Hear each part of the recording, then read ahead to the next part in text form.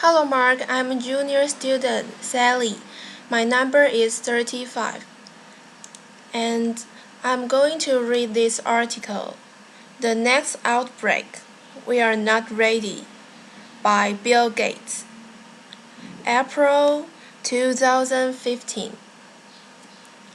When I was a kid, the disaster we worried about most was a nuclear war.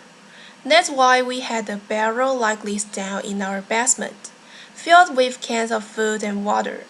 When the nuclear attack came, we were supposed to go downstairs, hunker down, and eat out that barrel.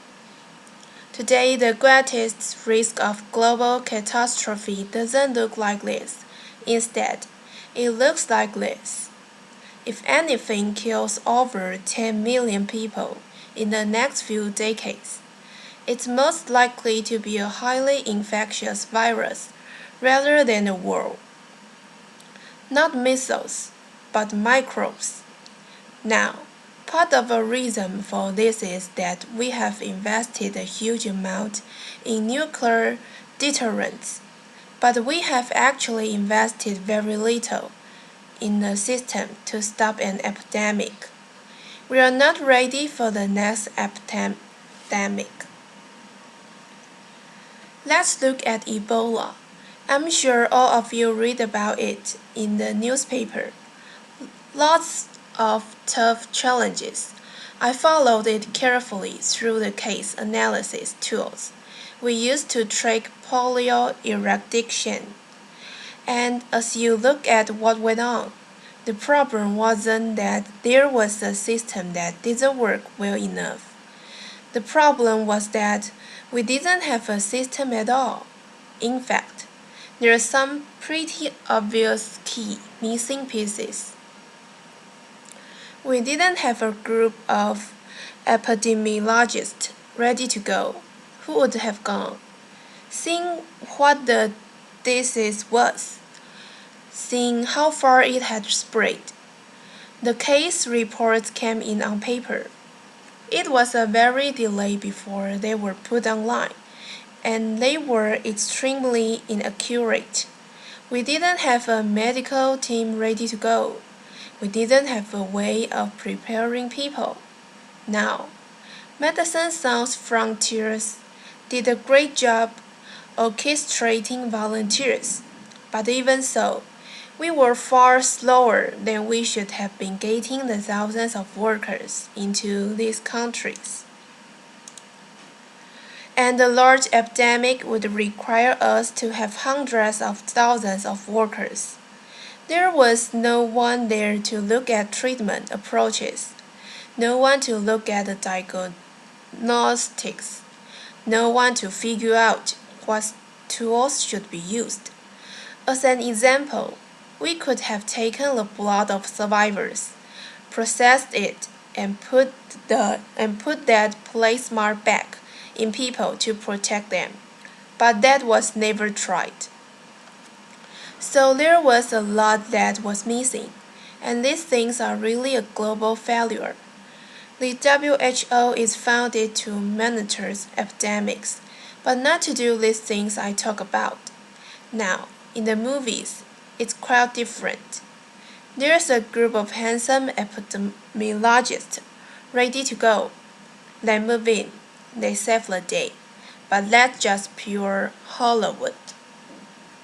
The failure to prepare could allow the next epidemic to be dramatically more devastating than Ebola. Let's look at the progression of Ebola over this year. About 10,000 people died, and nearly all were in the three West African countries. There are three reasons why it didn't spread more. The first is that there was a lot of heroic work by the health workers. They found the people and they prevented more infections. The second is the nature of the virus. Ebola does not spread through the air, and by the time you are contagious, most people are so sick that they are bedridden. Third, it didn't get into many urban areas, and that was just luck. If it had gotten into a lot more urban areas, the case numbers would have been much larger. So, next time, we might not be so lucky. You can have a virus where people feel well enough, where they're infectious that they get on a plane or they go to a market. The source of the virus could be a nature epidemic like Ebola, or it could be bioterrorism. So there are things that would literally make things 1,000 times worse. In fact, let's look at the model of a virus spread through the air, like the Spanish flu plague in 1918. So here's what would happen. It would spread throughout the world very, very quickly, and you can see over 30 million people died from that epidemic. So this is a serious problem. We should be concerned. But in fact, we can build a really good response system. We have the benefits of all the science and technology that we talk about here. We have got cell phones to get information from the public and get information out to them. We have satellite maps where we can see where people are and where they are moving. We have advances in biology that should dramatically change the turnaround time to look at the pathogen and be able to make drugs and vaccines that fit for that pathogen. So we can have tools, but those tools need to be put into an overall global healthy system, and we need preparedness. The best lessons, I think, on how to get prepared are again, what we do for war. For soldiers, we have full time, waiting to go. We have reserves that can scale us up to large numbers. NATO has a mobile unit that can deploy very rapidly. NATO does a lot of war games to check. Are people well trained? Do they understand about fuel and logistics and the same radio frequencies? So they are absolutely ready to go. So those are the kinds of things we need to deal with an epidemic. What are the key pieces? First, we need strong health systems in poor countries. That's where mothers can give birth safely. Kids can get all their vaccines, but also where we will see the outbreak very early on. We need a medical reserve corps. Lots of people who have got the training and background who are ready to go, with the expertise.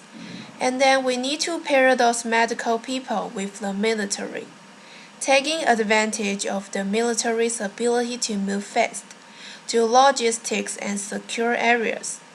We need to do simulations, gym games, not war games, so that we see where the holes are. The last time a gym games was done in the United States was back in 2001, and it didn't go so well. So far the score is James 1. People little. Finally, we need lots of advanced R&D in areas of vaccines and diagnostics.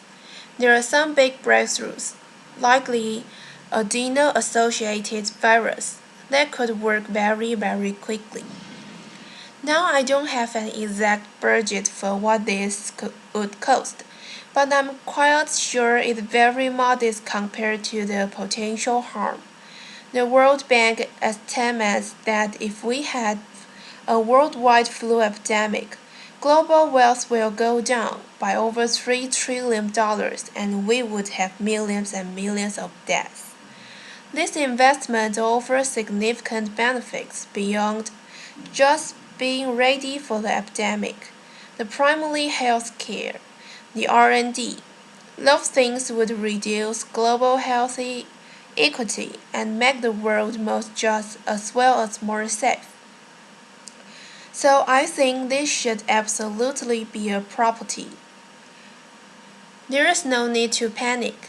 We don't have to hoard cans of spaghetti or go down into the basement.